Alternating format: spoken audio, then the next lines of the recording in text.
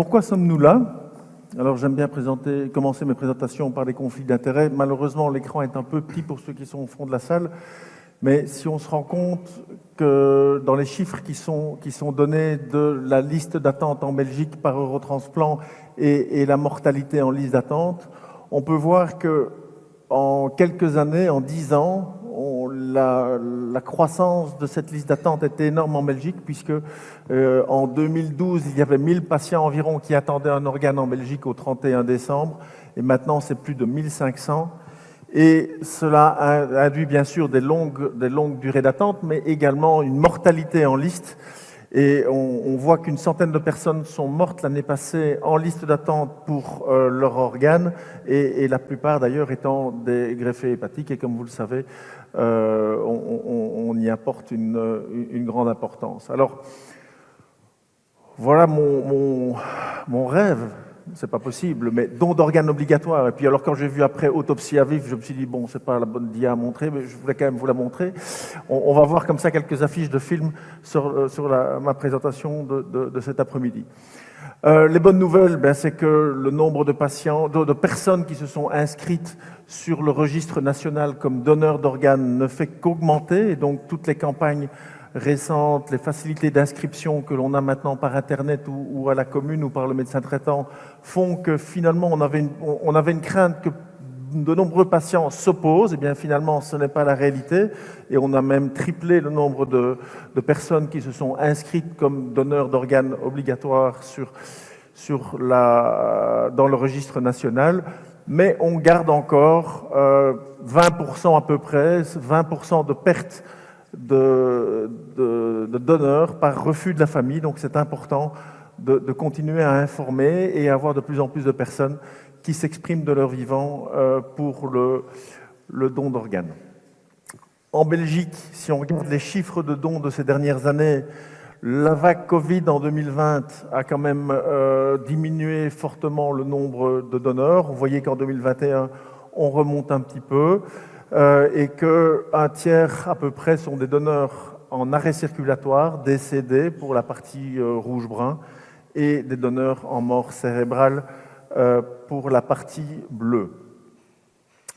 2 tiers de ces donneurs ont été prélevés dans des hôpitaux non universitaires, donc 1 tiers dans des hôpitaux dans lesquels il y a des programmes de transplantation, puisque les programmes de transplantation sont dans des hôpitaux universitaires, mais la contribution des autres hôpitaux est extrêmement importante, puisque 2 tiers des donneurs viennent de ces hôpitaux où il n'y a pas de programme de transplantation, et on vous en remercie bien sûr. Quand on regarde un petit peu les vagues de Covid ont fait du mal, c'est sûr, à la population, mais également aux personnes qui attendaient des organes, puisqu'à chaque fois qu'il y a eu une vague de Covid, eh bien, il y a eu une diminution significative du nombre de donneurs et du nombre de greffes. Il est sûr qu'on avait très peur du Covid chez nos patients transplantés, puisqu'ils sont sous immunosuppression. Et je pense que le Dr Wekers, je suis sûr même que le Dr Wekers vous en parlera plus avant dans cet après-midi.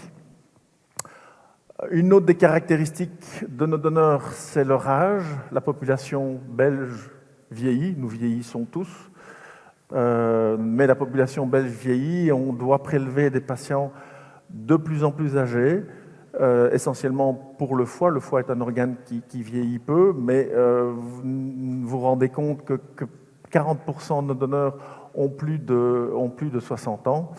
Et il ne faut pas hésiter à penser au don d'organes, même à 80, 85. Il y a des cas, on n'a jamais été au-dessus de 90, mais il y a des cas qui sont décrits de greffe de foie à partir de donneurs de plus de 90 ans, avec un bon succès. Alors les donneurs d'organes en Belgique, je l'ai dit, en 2021, 280 donneurs effectifs, 159 en mort cérébrale, 121 en mort circulatoire.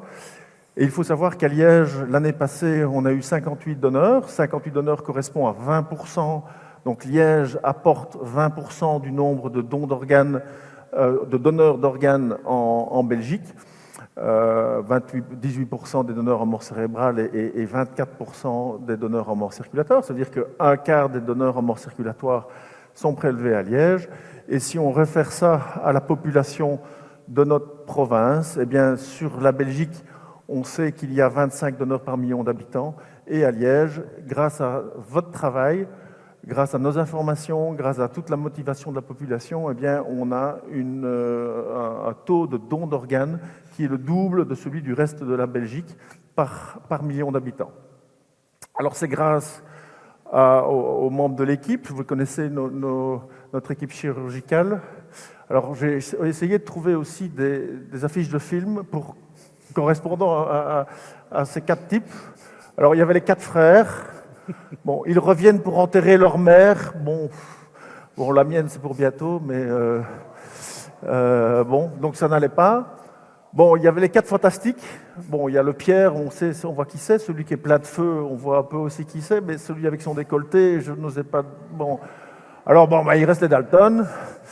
Et je vous assure que c'est pas Avril qui travaille le plus, c'est Joe. Joe est quelqu'un qui est là tout le temps, qui est disponible, qui est mi-temps à l'hôpital, soi-disant, mais qui est là, comme si pour ceux qui le connaissent, il est là beaucoup plus souvent que ça.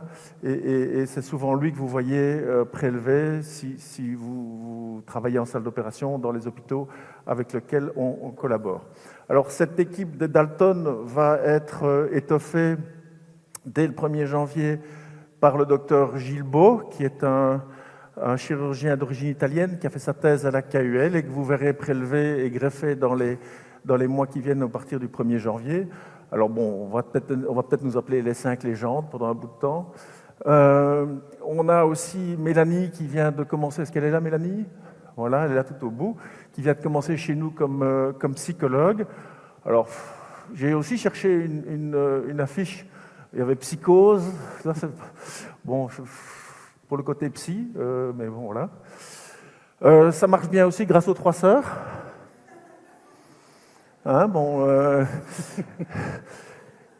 j'ai eu du mal à trouver la photo de José, mais bon, vous connaissez tous Audrey, Marie-Hélène et José. Alors, il y en a 2 que je voulais mettre en évidence aussi. Je ne savais pas s'il fallait les appeler les 2 frères ou les 2 papes. Mais bon, les voilà, Didier et Paul, qui font beaucoup pour qu'on arrive à un taux d'organes et un taux de donneurs aussi important dans la région liégeoise. Et bien sûr, c'est grâce à la collaboration qu'on a avec tous les hôpitaux de la région. Et franchement, nos patients et les équipes de Liège et du CHU vous remercient parce que ensemble, comme ça, c'est vraiment possible d'arriver à nettoyer. Et si on avait tous en Belgique 50 donneurs par million d'habitants, il n'y aurait plus de liste d'attente. Et ce film Réparer les vivants, qui est un film vraiment sur la problématique du don d'organes et de comment ça se passe, film dans lequel Bouli Daners, que vous voyez là aussi, a participé comme acteur. Si vous n'avez pas eu l'occasion de le voir, je vous le conseille. C'est vraiment un chouette film. Qu'est-ce qu'on a fait en 2021 ? Outre tout ce je viens de vous parler en termes de nombre, eh bien, il y a eu une première publication d'une première mondiale, à savoir le prélèvement d'un cœur après euthanasie, et que ce cœur a été non seulement prélevé, mais bien sûr transplanté. Comme il n'y avait pas de receveur chez nous, il a été transplanté à la KUL, mais c'est quelque chose quand même de très particulier et qui est vraiment une nouveauté dans la possibilité d'aider nos patients qui attendent un cœur. Bien sûr, il n'y a pas eu que le cœur, il y a eu le foie, les reins, le pancréas. Ce patient a pu sauver un grand nombre de vies après son euthanasie et sa malheureuse vie. Vous savez que jusqu'à présent, on gardait les organes dans de la glace, ce qu'on appelle le cold storage, la préservation sur glace. Il y a eu des études dans les années 60 et la mise au point d'une machine pour le rein. Vous la voyez sur la partie de gauche, mais cette machine avait des problèmes pour être transportable, le problème de batterie, les problèmes de moteur. Mais on revient à ça, puisque vous le savez, depuis le 1er octobre, pour la préservation des reins prélevés, soit chez des donneurs en arrêt circulatoire ou chez des donneurs en mort cérébrale, mais avec des critères de gravité et de risque qui sont bien définis, eh bien l'INAMI rembourse maintenant la préservation dans ces machines-là. Donc dans cette machine se trouvent où se trouvera le rein avec une petite pompe et un système qui le maintient à 4 degrés. Et on est vraiment sûr dans le futur, probablement de plus en plus de reins de reins et d'autres organes, probablement le foie et peut-être le cœur ou les poumons un jour. Et pourquoi? Bien parce qu'on montre par des études dans lesquelles Liège a participé, on montre que ces machines permettent d'avoir de meilleurs résultats en termes de préservation et donc de survie des greffons par après. Et ça se manifeste surtout quand les reins sont des reins un peu marginaux. On en parle beaucoup chez nous, on va vers des prélèvements avec ECMO, en plaçant les patients sous ECMO après leur arrêt circulatoire pour permettre aux organes de récupérer du choc de l'arrêt circulatoire. Ce sera dans quelques mois. On est en train de travailler avec l'équipe de soins intensifs chez nous sur des protocoles pour étudier un petit peu ce qui se passe chez ces donneurs après l'arrêt circulatoire et le redémarrage de l'ECMO. Et le système de perfusion par ECMO de l'abdomen et du thorax nous permet maintenant de prélever des cœurs et de quasiment ne plus avoir de patients qui attendent à l'heure actuelle à Liège en liste d'attente pour le cœur. Alors je voulais quand même finir ma présentation de ce jour en vous remerciant à nouveau et en remerciant Marie-Hélène pour tout ce qu'elle a fait depuis tant d'années pour le don d'organes. C'est la 10e fois qu'on est là. Tu seras encore là l'année prochaine, à mon avis, ou en tout cas, je suis persuadé qu'on va pouvoir compter sur Wonder Woman pour encore pousser le don d'organes dans la région liégeoise. Et je vous remercie. Ensemble, c'est possible et on peut peut-être encore aller plus loin que 53 donneurs par million d'habitants. Merci.